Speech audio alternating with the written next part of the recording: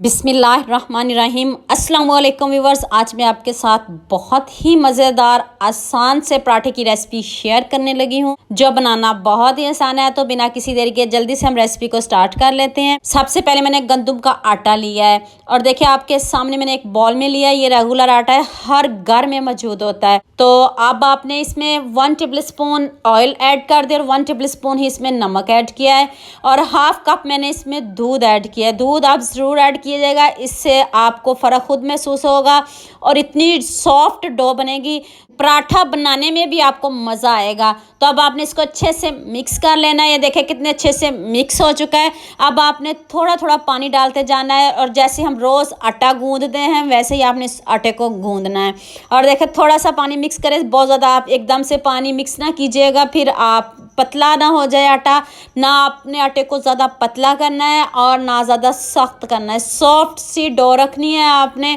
और मैं इसको अच्छे से नीट कर, आपको पता है 8 से 10 मिनट लगते हैं और इतने अच्छे से ये देखें मैंने इसको नीट कर लिया है। और देखें सॉफ्ट कितना है, ना ज़्यादा आटा पतला है और ना ज़्यादा सख्त है। इस तरह की डो बनानी है। देखिए ऐसे लग रहा है जैसे हम पिज़्ज़ा बनाने लगे हैं, पिज़्ज़ा जैसी डो रेडी हो, इस तरह की आपकी सॉफ्ट सी डो होनी चाहिए। अब आपने इसको अच्छे से साफ कर लेना। जिस बर्तन में भी आप आटा गूंदे उसको अच्छे से साफ जरूर कीजिएगा। सफाई निस्फ ईमान है। तो 1-2 ड्रॉप्स ऑयल के लगा देने हैं ताकि सूखे आटे की लेयर ना बने। तो सभी घरों में हम आटा गूंद के रेस्ट ज़रूर देते हैं या थोड़ी देर के लिए फ्रिज में रख देते हैं या बाहर पड़ा रहने देते हैं। मैं इसको 1 घंटा रेस्ट दूंगी और बाहर ही पड़ा रहने दूंगी।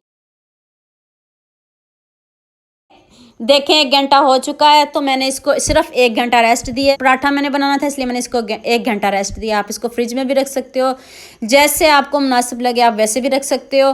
तो अभी अभी मैंने इसको गूंदा है। तो चलें अब हम पराठे को रेडी कर लेते हैं। एक बेलना ले लें जिस पे भी आप बेलते हो। तो देखें जी 1 घंटा हो चुका है, मैंने सिर्फ 1 घंटा रेस्ट दिया। इसको फ्रिज में बिल्कुल भी नहीं रखा, बाहर पड़ा हुआ था।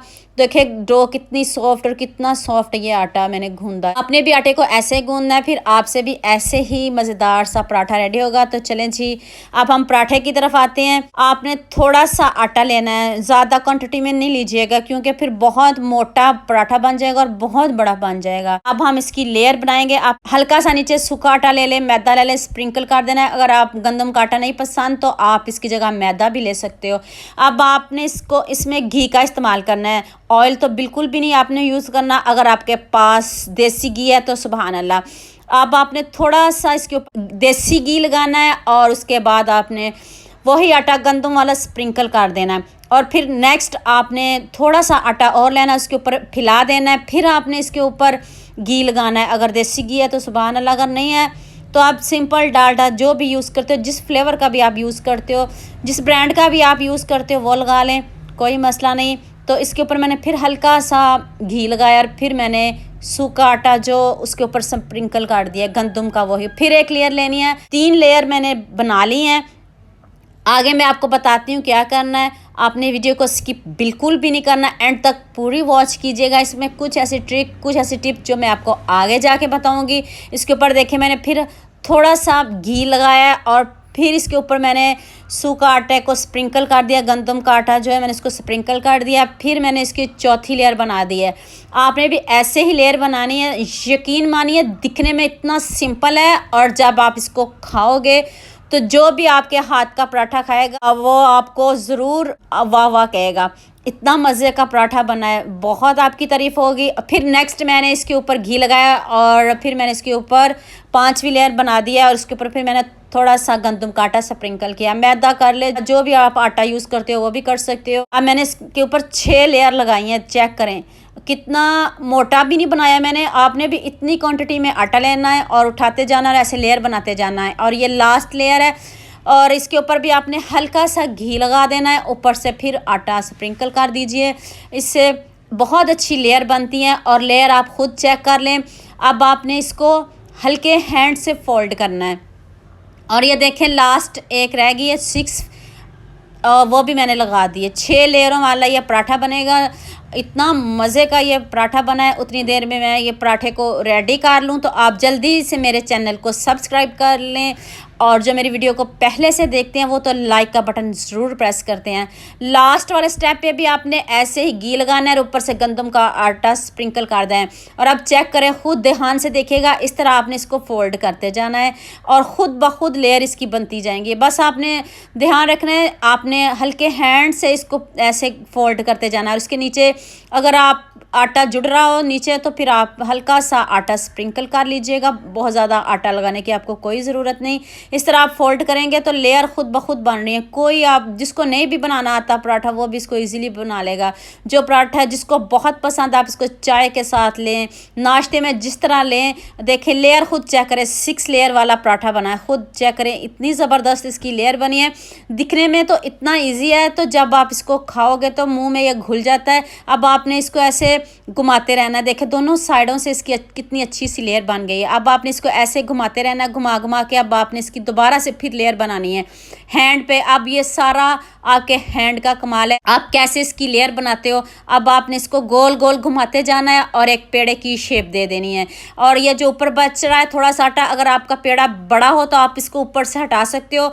मैंने नॉर्मल पेड़ा रखा है तो मैं इसको बिल्कुल भी नहीं हटा रही। मैं इसके ऊपर देखें एंड पे इसके ऊपर ही मैं इसको प्रेस कर दूंगी। देखें इस तरह की लेयर बन रही हैं, कितनी ज़बरदस्त ये देखिए लेयर बन रही है। और मैंने ऊपर से इसको प्रेस कर दिया। इस तरह आपने भी इसको प्रेस करके रख देना है। चलें जी, हमारा एक पेड़ा रेडी हो गया है।